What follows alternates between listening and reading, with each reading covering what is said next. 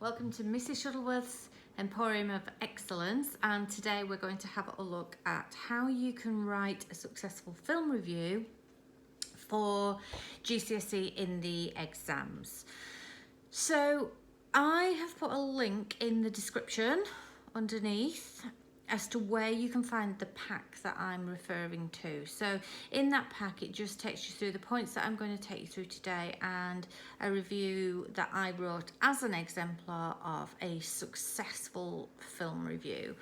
I took the exam myself to trial and test my methods in 2018.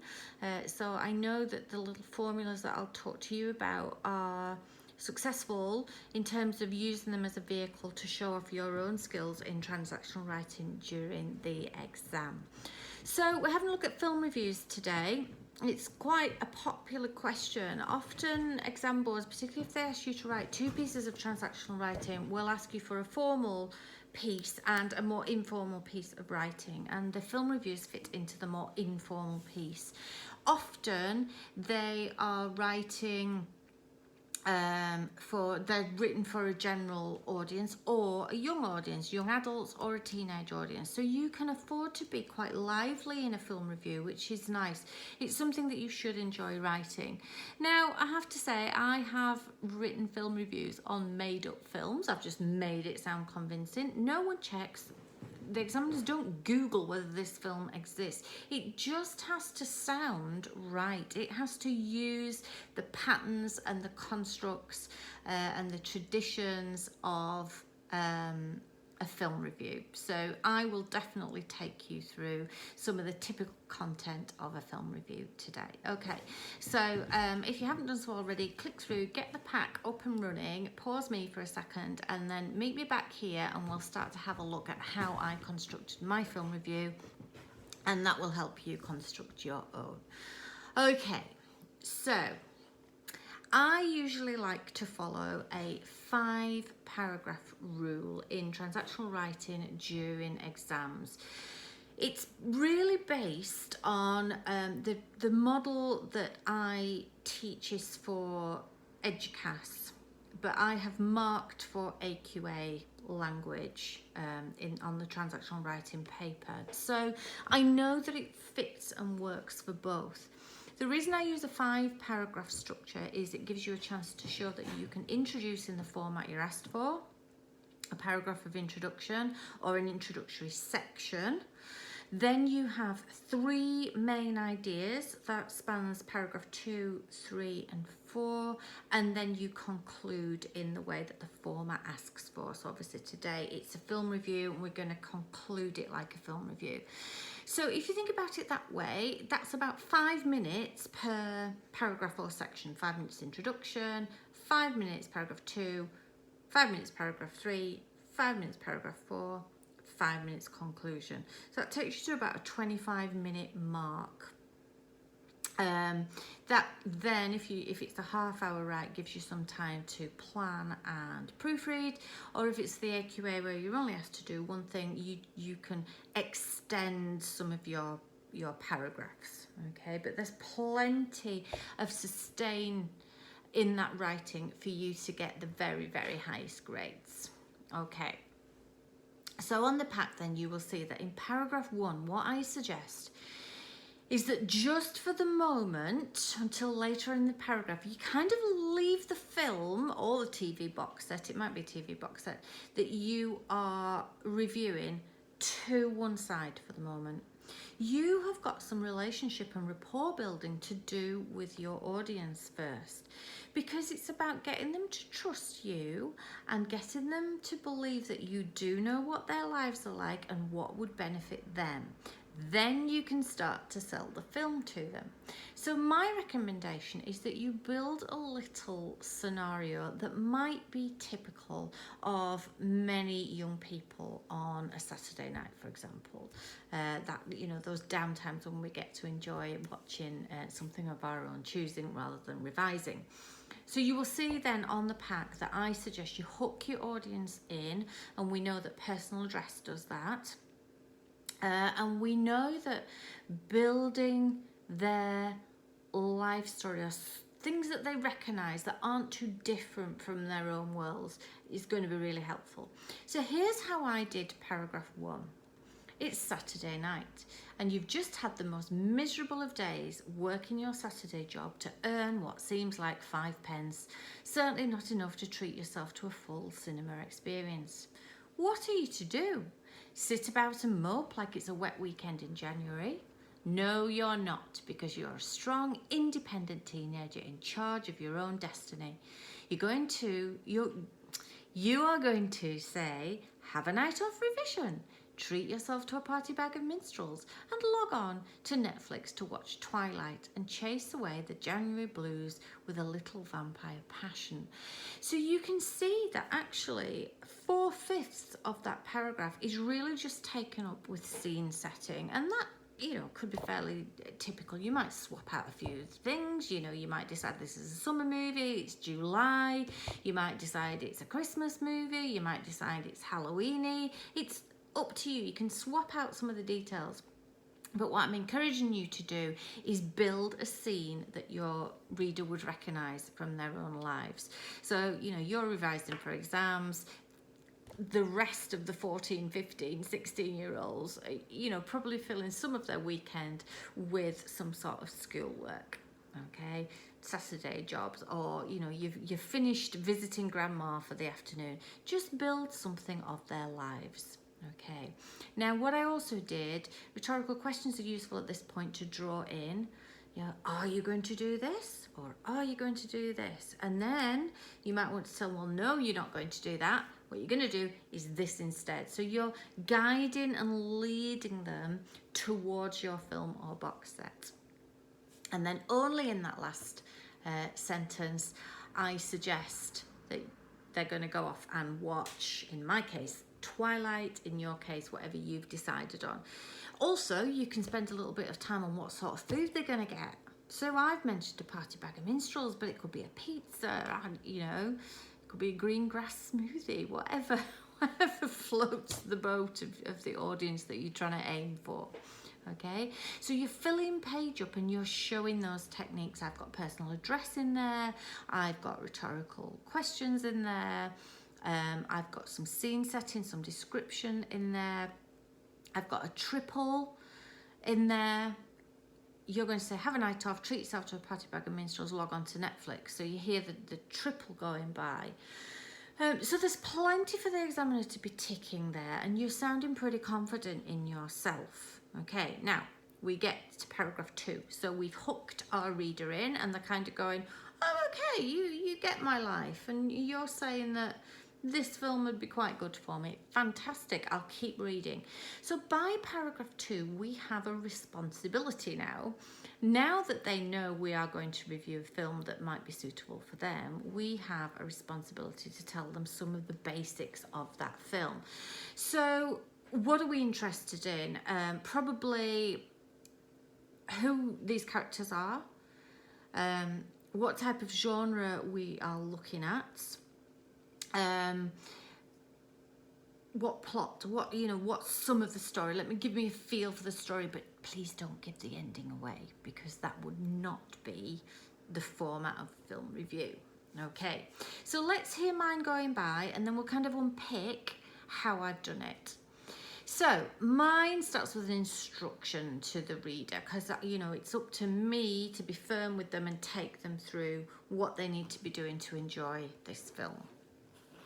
So I've said, banish the garlic from the house and lock away your silver bullets, because these are the sort of vampires whose company you will want to enjoy. Gone are the days of being hunted and ruthlessly Gone are the days of being haunted and ruthlessly hunted down in a graveyard by a stinking-breathed, unfashionably dressed, fang-toothed, sun-dodging monster. Oh yes, Twilight offers a new breed of vampire, infinitely seductive, super strong, and superbly coiffured. It probably comes as no surprise that in this film, it is the vampires that, after a few fights with the enemy, win. Because in the Twilight films, vampires are the good guys. Who could resist that for feel-good factor? Okay, so that's how my paragraph 2 runs. It's round about the right length for something that is detailed and developed, and yet doesn't take up inordinate amounts of time that I'm going to get lost in the exam for time and start to have to rush. So let's just unpick that a little bit. Don't forget, if you want to see what I'm unpicking on paper and add to your revision files, then you can get the free download. Follow the description. In the description, there's a link. Okay. So banish the garlic from the house. So I start with an instruction. Now mine's really about, you know, what people need to do in order to enjoy this particular film. So if the genre that you are reviewing is horror, it might be that they should lock their doors. If it's romance, it might be that they better have, you know, the box of tissues to wipe up their tears later on if it was a bit of a weepy romance. If they're going to be laughing till they cry, you know, or the belly laughs, you know, what are you going to tell them to do to get ready for that? Yeah? Or button your jeans so that your belly can burst with the laughter. Okay, so you have a think about what instruction is going to set up your reader to really enjoy this film, because that way you're starting with an imperative verb and it's a really nice construct for the examiner to respond to. So mine's banish the garlic from the house and lock away your silver bullets. And then I've said why. So because. So that's more depth and development. Okay, because these are the sort of vampires whose company you will want to enjoy. So, I don't know. Lock the doors because you wouldn't want to be found with the door wide open in the face of, if it's a horror character, for example. So you can hear the sort of pattern that's going by there. Apply it to your film genre. Now, I'm lucky here because Twilight is a particular genre. It's a genre that's been going for, not in film, but certainly in stories, 150, nearly 200 years. So I'm able to say gone are the days of being haunted and ruthlessly hunted down in a graveyard by a stinking breathed, unfashionably dressed, fang-toothed, sun-dodging monster. Because I know my genre, that's who vampires used to be, and I know it's different in Twilight. But for you, is there a twist in the genre?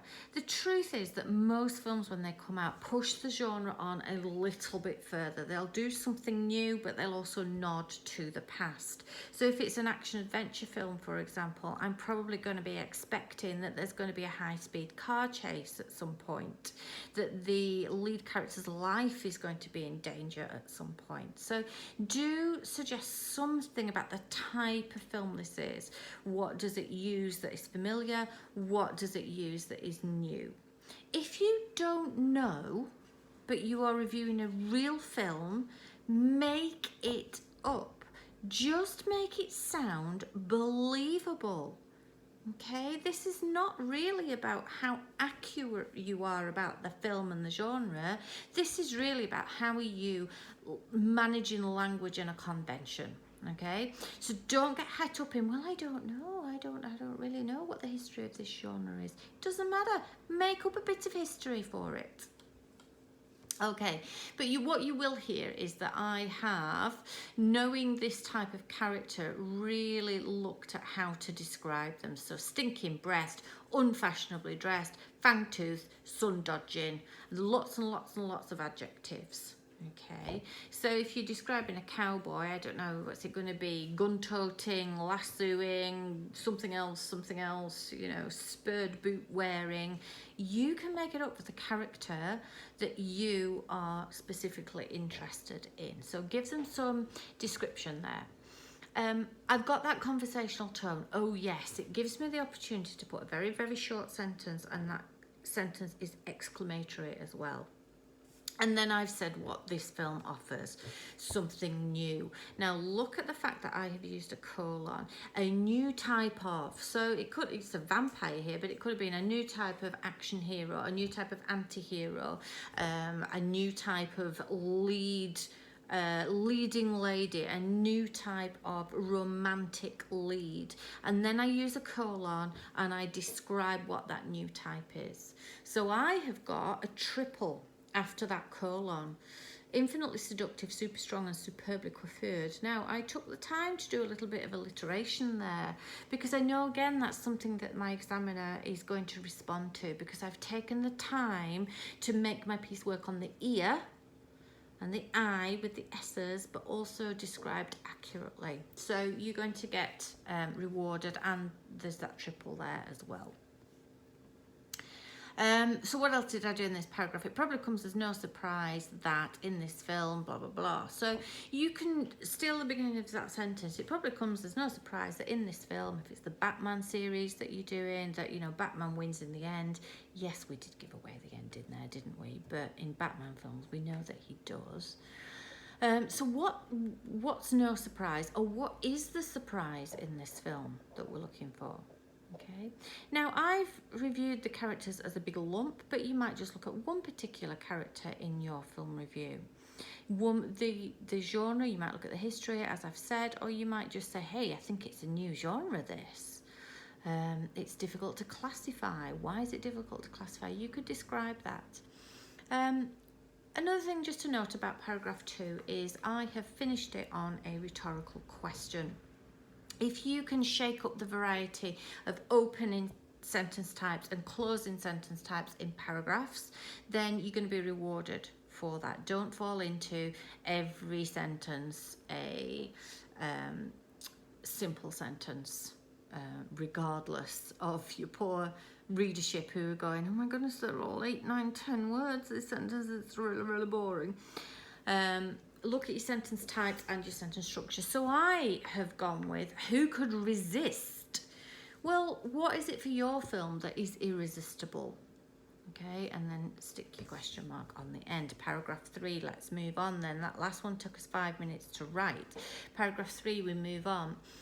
So now we've got a feeling of character and genre of the film, and maybe a little bit of plot. If mine wasn't particularly plot heavy, but yours might be a little bit more plot based. Let's move on to some of the other factors that are important to people in film. So I've bullet point listed, is costume important here? Is lighting important? Special effects, are they important to this type of film? Is there a moment to watch out for? What about the soundtrack? Soundtracks can really bring films to life. Okay, so there's some of the things. If you dedicated a sentence to each of those, you've already got a 5-paragraph sentence, haven't you? One of the biggest clues that you are a lower grading student is that your paragraphs are 3 sentences long, full stop, and you're zooming off to your next one. So working on that idea that, you know, I need to get a string of sentences, 5 to 7 sentences, to start to show development in an idea. If I just dedicate that time to one each here, I've got at least 5, haven't I? Okay, so this is how mine goes. With rock gods like Muse providing the soundtrack to Vampire Baseball, your ears will thank you for choosing this film. You can just take that, can't you, wholesale? With who providing the soundtrack to, what do they provide the soundtrack to in the film? Your ears will thank you for choosing this film. Insert your own details. And just to ensure that we don't make your eyes jealous, all of the Cullens are chisel-jawed, red-lipped and honey-eyed. I've used not a chisel, a triple again there. Okay, so what is it that the eyes are feasting on in this film? So there you've got that chance, haven't you, to look at the costume, for example, or what is the eyes feasting on? The lighting. Okay, so we've moved from ear to eyes. This is the thing to look out for then in my paragraph. The flying vampire sequence of Edward scaling trees and leaping superhuman distances look great on the big screen, but also doesn't disappoint on domestic screens. So there's the bit to look out for. Don't miss that moment that I described back to you. Besides, some of you may be lucky enough to have LED screens that are almost as big as cinema screens. Now, that's not really about the film, is it? But that's about reader rapport. That relationship, that, hey, I know who you are, and I know you so well that I know you're going to enjoy this. Okay, that's really what you're doing. It's that back and forth relationship building in films. It isn't just a cold hard facts about the films. You have to give your standpoint. What was heartwarming for you, and if your reader trusts you, it'll be heartwarming for them, they will believe as well. Here's another instruction. Raid the back of the cupboard for a forgotten packet of popcorn, or do it the modern way and order in. Did somebody say just eat? I promise you, you won't regret your time commitment. So again, I've strayed away from the film, but I'm in the genre of films. We don't just coldly sit and watch a film, do we? We react, we respond, we bring even more comfort and pleasure to the experience with that food. Okay, so little twist, little bit of humor in there as well that your examiner would appreciate. That I just steal the words from the advert. Did somebody say just eat? Okay, I promise. Really strong for your readers, that, isn't it? I promise you this will happen. What is it that you promise them? Okay. So let's have a look at paragraph 4 then. And my suggestions are a little bit longer here for paragraph 4. We've got through all those basics. So if you are looking to push into your 6s and your 7s, then maybe this is where you have to dig a little bit deeper, because you've done your character, your plot, your genre. You've done all the big ones like special effects and such like. You might have done casting as well. You might have said who the actor is and what else that you've seen them in, who's the director, are they famous, on and on and on. So here I recommend, you probably know more about older films. So be careful which you choose to review. So if you do know more about older films, how the actors' careers have progressed since. So since they did this, they went on to do this. How the film was received. For example, is it more popular now than when it was current? That happens with some films. You can name a series of films that link to it that have followed, and you can project into the future. And what I mean by that is, I am sure there is going to be a, Paper Clips from Outer Space, 2, 3, 4, and 5. Yeah, so that's how you project into the future. You can name a series of films that link projection to the future, which I've just mentioned. The thing is, all these extra details fill the page, and they give you an opportunity to use all of your hitter-performer techniques. Humour, irony, tone of voice. Are you being sincere? Are you being tongue-in-cheek? Alliteration, assertion. This is the best film you will ever see. So as you hear those the content, you're able to match up with the techniques. Okay, if you don't know what hitter performer is, just look up a performer, because hitter is something that I added on. But a performer, Google it, you'll see all of those going by, although lots of them I will mention anyway. So you're filling up the page with content that is relevant in film reviews. It might not be about that film, but it's about what surrounds that film. That is also important in a film review, and it shows that you are more sophisticated as a writer. Double, triple, and quadruple everything that you can to make those details feel to the reader like you're massively knowledgeable. So why use one adjective when you can use a triple, for example, and that helps to extend and develop your piece. I don't know why most students don't just do that. I don't know what to write next. Well, how about if you went back and where you've put one adjective, make it into a double adjective or a triple adjective. You're growing it on the page, and you're sounding more enthusiastic, and you're sounding more knowledgeable as well. Okay, so consider detail on some of the themes from the film. Films aren't just about, here's a story that happens to these characters, but they're about, ideas in the world, about how we should live. What's it like to be moral? What's it like to be amoral? What's it like to lose someone? What's it like to triumph? So it's those sort of things that might come into this paragraph now. explore why they're relevant to your audience. So this is how mine sounds. Okay, so I hear you. Twilight feels like a film that should belong to an archaeological dig. It's now so old. So again, if you're choosing an old film, you can steal that wholesale, can't you? Blah, blah, blah, feels like a film that is so old it should belong to an archaeological dig. And also that, okay, so I hear you. It's that imagined back and forth between you, the reviewer, and your reader that gets you the sophisticated marks. But stick with me on this one, because even though it is older, it's still a seminal vampire film. Now, that word seminal means that it's, you know, groundbreaking, really important. It's something that everybody should watch. You can apply that adjective to your film as well, can't you? Underneath all the glamour and seduction is a love story, and that story isn't just about romantic love, but it includes love for friends. So here's the themes coming by. Love for friends, love for family, love for your tribe, and love for your community and way of life, so it breaks new ground. Up until this point, vampires kill people by taking their blood and their souls and condemning their victims to a life of wanton consumption of other human life. But in this movie, the theme has definitely progressed into the idea that a brush with a vampire nest makes you a kinder, more caring and brave human being. The triple going by. Okay, so just, if you're not confident with the themes, just think about, well, does it have a love element? Does it have a courage element? Does it have a bravery element? Does it have a responsibility element? Does it have a a movement into leadership? Does it have friendship element? What are the elements that this is about? Okay, being a better person.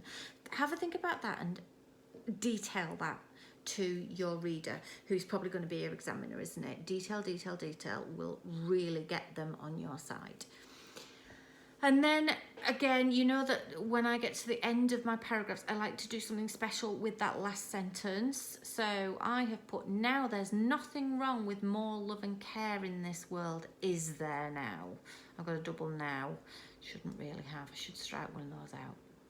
So maybe it should read, there's nothing wrong with more love and care in this world, is there now? Okay, so you hear the conversational tone. So you've got good tone going by as well. Okay, so you heard how I've tackled that paragraph, and now we are on to paragraph 5. Now, paragraph 5 in reviews are shorter, okay? You don't need a big conclusion here. You just zippy, wrap it up zippy. So these are my recommendations. Again, have a look on the pack. Look it up in the description, link through, get that pack, and it will really support this video. So, I've suggested, given that you're nearly there now, you need to give information about where the film can be seen. For example, special screenings, is it available constantly on Netflix, Sky, Atlantic? Make it up, doesn't matter. It's just that type of information should be there. Mention the box office spin-offs. Is there any series? Make them up again. Could you ask a final question of, have I convinced you to see this film? Ask a final question. And then star ratings. But if you've watched any of my other videos on star ratings, please play with your star rating. Absolutely no point in just going star rating and dutifully drawing 4 stars. You missed a trick. Yes, you know the convention, but you can be more playful. Let's get that last tick out of the examiner. So I'll talk you through mine. All in all, so that's a really lovely discourse marker to say, hey, I'm finishing up, isn't it? We're not going to say in conclusion, because that's too schooly, and films are not about school essays. All in all, you can bet that this is a film that you will find on Sky, Netflix or Amazon. I love my triples all year round, because it's so soothing to watch and is a fantastical break from the daily grind of mundane human life. Now, you could claim that of any film, couldn't you? We all like a bit of escapism. So go to town on what you're getting a break from. It was a box office smash. You can say that whether it was or it wasn't at the time, and now it's a classic amongst teen vamps. So it's a classic action hero. It's a classic Marvel film, whatever it is that you're reviewing.